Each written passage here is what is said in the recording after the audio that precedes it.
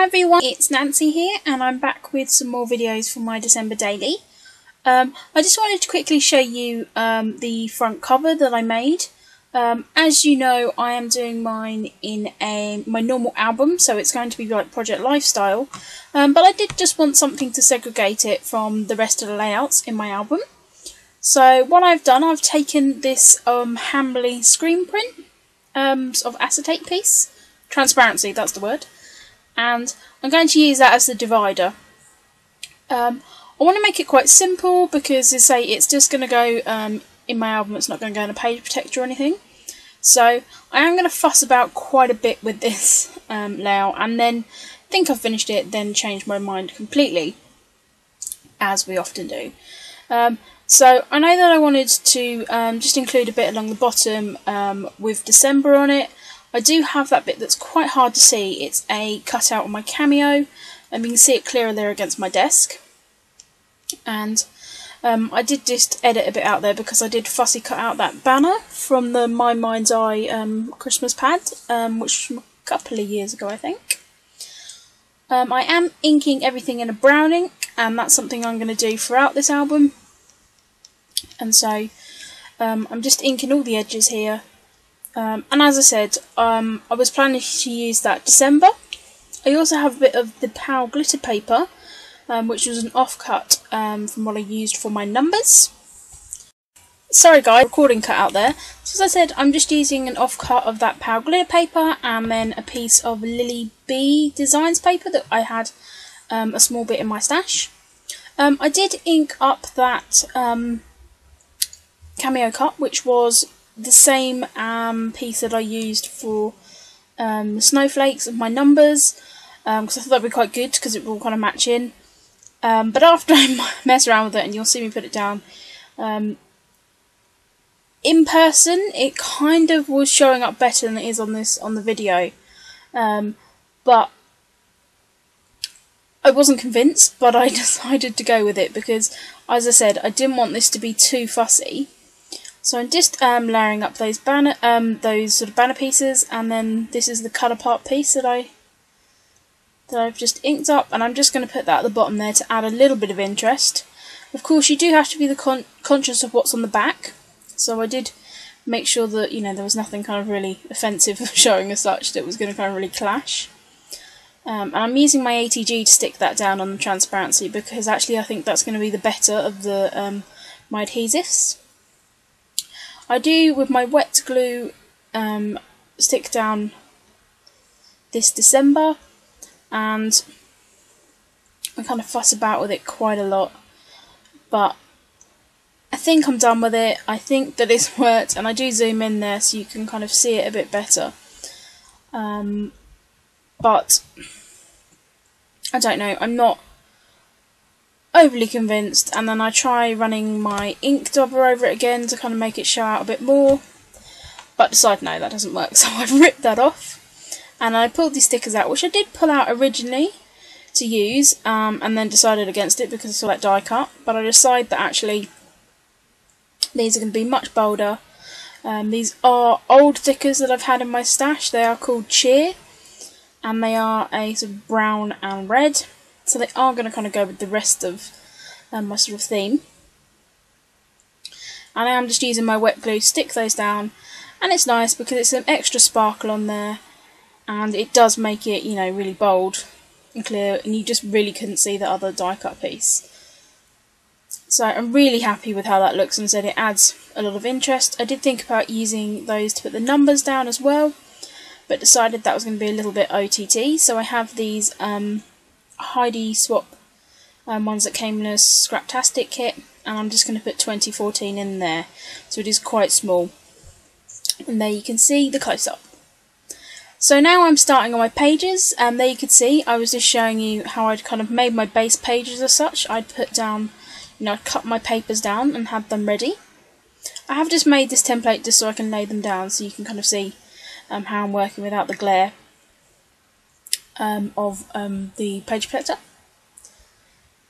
And I did my photo, I've done it as a photo collage on my phone, so I can include 3 photos. I decided to just go with a 4x4 photo for this day. I'm sure there'll be some days where I will do a full 6x6 photo, and I may even do some days where I have more than one photo. And I'm thinking about how I may, include that, if I do lots of things. I did just find out my corner rounder, because I know that I do want to round my corners of my cards. This day did take me a bit longer than I thought it would. It took me about half an hour. I really hadn't put much thought into how I was going to put my days together. I had decided, on the colour theme I wanted to do, and I wanted sort of a place for journaling and a place for a photo every day. But other than that, I hadn't really thought about much. So it is going to take me a while, because I'm kind of working out how I want this to look, how I want my embellishment to go.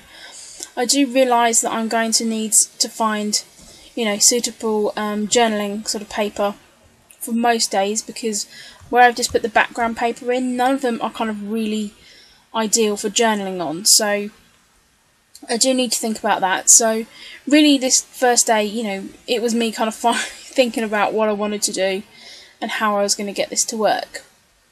Of course, I pulled out my numbers, which I made previously, and if you haven't seen it, I did make a quick video just showing you how I made that. Someone did ask me about the cut file, and if you look down in the comments, you will see that I replied with the actual link to the cut file on the Silhouette store.